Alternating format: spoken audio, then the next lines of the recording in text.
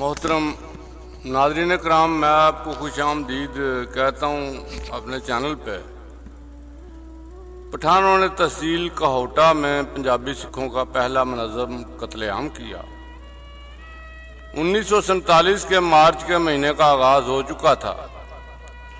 मौजूदा पाकिस्तान की तहसील कहोटा के एक पंजाबी सिख गांव ठुआ खालसा में बैसाखी के मेले की तैयारियां हो रही थीं, जो पंजाबी वसेब का एक कदीम त्यौहार है। ठुआ खालसा इस वक्त एक छोटा सा खुशहाल गांव था। गांव में सिर्फ पंजाबी सिख आबाद थे। मज़ाफ़ात में पंजाबी मुसलमानों की डोकें थीं। पंजाबी सिखों और पंजाबी मुसलमानों के बाहमी ताल्लुकात खुशगवार थे। सरदार गुलाब सिंह की हवेली इस गांव की निशानी थी और ठुआ कसराबा बाजार में खूब रौनक लगी हुई थी, क्योंकि फसल की कटाई के बाद शादियों का मौसम था। दूसरी तरफ जहाद के नाम पर लूट मार करने की गरज से हजारों कबायली पठान 7 मार्च 1947 को रावलपिंडी शहर में पहुंच चुके थे। रावलपिंडी में पंजाबी सिखों के मुनज़्ज़म और असला बंद होने की वजह से कबायली पठानों की दाल न गली, तो इन्होंने रावलपिंडी के नज़दीक पहले मरी और फिर कहोटा के इर्द गिर्द में वाक़या पंजाबी सिखों के 116 में से 110 गांवों में लूट मार करने और जलाने के बाद कहोटा में ठुआ खालसा गांव का रुख किया। 11 मार्च को कबायली पठानों ने ठुआ खालसा पर हमला कर दिया। पंजाबी सिख अपने घर छोड़कर मुकाबला करने की गरज से गुलाब सिंह की हवेली में जमा हो गए।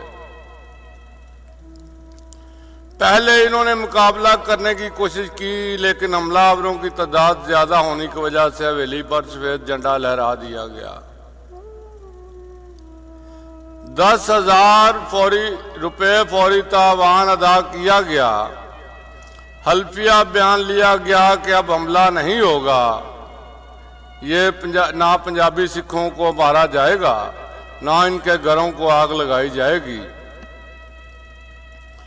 अलबत्ता तावान के अलावा इनके घरों में से जो सामान वो अपने साथ ले जाना चाहते हैं वो ले जाएं। लेकिन कबायली पठानों ने अगले रोज 12 मार्च के दिन 3 बजे फिर हमला कर दिया और पंजाबी सिखों को कहा गया कि इस्लाम कबूल कर लें। कलमा और निकाह पढ़ाने के लिए मौलवी और केस कटवाने के लिए हजाम इनके साथ थे। पंजाबी सिखों ने शराइत कबूल करने से इनकार करके दिलेराना मुकाबला किया। 200 पंजाबी सिख जान भाग हो गए। पंजाबी सिखों को काट डाला गया। मट्टी के तेल के कनस्तर हमला और कबायली पठान साथ लाए थे और सैकड़ों पंजाबी सिखों को तेल में भिगोकर जिंदा जला दिया गया। पोटोहार का ठुआ खालसा पूरी रात दर्दनाक इंसानी चीखों से गूंजता रहा। पंजाबी सिखों ने अपनी औरतें सरदार गुलाब सिंह की हवेली में बंद कर दी थीं। कबायली पठानों ने हवेली को घेरे में ले लिया और सरदार गुलाब सिंह को कत्ल कर दिया। इस दौरान सरदार गुलाब सिंह की हवेली में वो दर्दनाक साने पेश आया जिसकी वजह से ठुआ खालसा को अब तक याद किया जाता है। सरदारनी बसंत कौर ने औरतों से मशवरा किया। हवेली में बंद सब औरतें बाहर निकल आईं और बच्चों को लेकर मजहबी दुआएं पढ़ते हुए गुरुद्वारा की तरफ भाग निकली और कबायली पठानों से अपनी इज्जत को बचाने के लिए गुरुद्वारा के कुएं में छलांगे लगाना शुरू कर दी। जब 93 पंजाबी सिख औरतें अपनी जानें दे चुकी तो सरदारनी बसंत कौर ने कुएं में छलांग लगाई।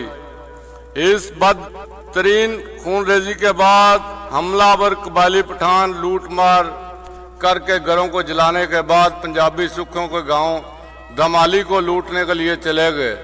13 मार्च को आर्मी आई और लाशों को ट्रकों में डालकर ले गई। एक भगवंत कौर बची थी, इसका निकाह हो चुका था। 14 मार्च को अबूरी हुकूमत का नौ मुंतखब वज़ीर-ए-आज़म जवाहरलाल नेहरू ने ठुआ खालसा का दौरा किया। स्टाफ फोटोग्राफर ने कुएं के अंदर की तस्वीर कशी की तो कुएं में अभी तक इंसानी अज़ा तैर रहे थे। इस वाक़े की खबर पूरे ब्रिटिश इंडिया में फैल गई।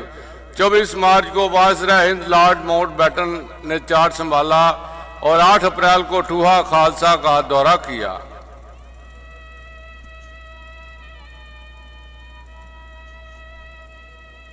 मिलते हैं अगली वीडियो में। चैनल को सब्सक्राइब करना ना भूलिएगा।